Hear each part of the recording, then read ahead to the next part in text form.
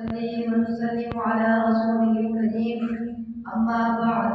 قال رسول الله صلى الله عليه وسلم: الصيام والقرآن يشفعان للعبد يوم القيامة، أو كما قال صلى الله عليه وسلم.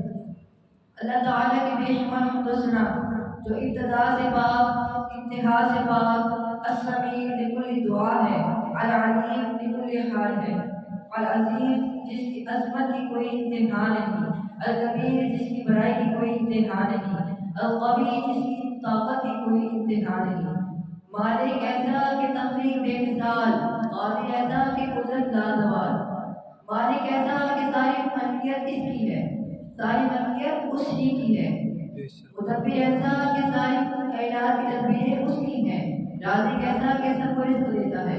اللہ تعالیٰ کی بے شمار حمد و ثنا کے بعد امام الرسول، سید الرسول، افضل الرسول، ساقی الاول، شافی المحشر، حضرت محمد صلی اللہ علیہ وسلم کی ذات اقدس پر درود و سلام۔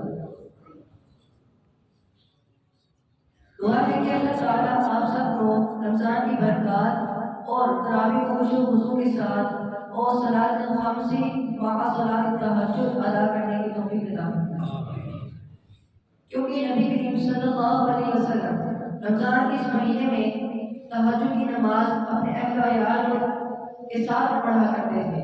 وہ پہلے اٹھاتے اور پھر تہجد کی نماز ادا کیا کرتے تھے۔ ویسے باقی 11 مہینوں میں آپ صلی اللہ علیہ وسلم خود اکیلے تہجد کی نماز ادا کیا کرتے تھے۔ رمضان اور قرآن کا آپس میں گہرا تعلق ہے، ظاہری لحاظ سے بھی اور الفاظ کے لحاظ سے بھی۔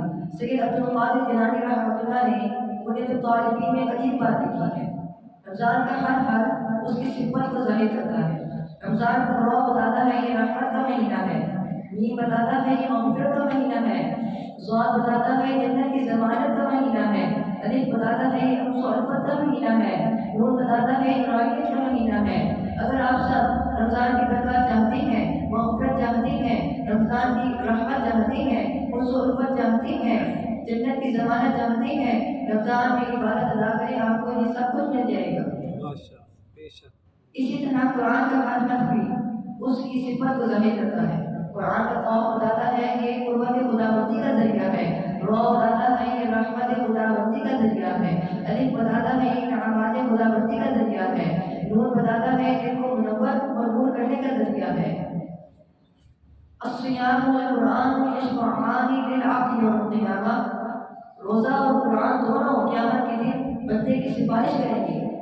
روزہ کہے گا کہ میں نے اسے کھانے سے روکا اور خواہشات سے روکا، میری سفارش قبول کی جائے۔ قرآن کہے گا میں نے اسے نیند سے روکا اور تراویح میں اس کو قرآن سنایا، کہ جیسے میں نے سنایا میرے مقتدی نے سنا، عبدالباسط نے سنایا اس کے مقتدی نے سنا، مفتی صاحب نے سنایا ان کے مقتدیوں نے سنا، اسی طرح کسی نے قرآن سنایا کسی نے سنا، میری بھی سفارش قبول کی جائے اور فیشفعان، ان دونوں کی سفارش قبول کر دی جائے گی۔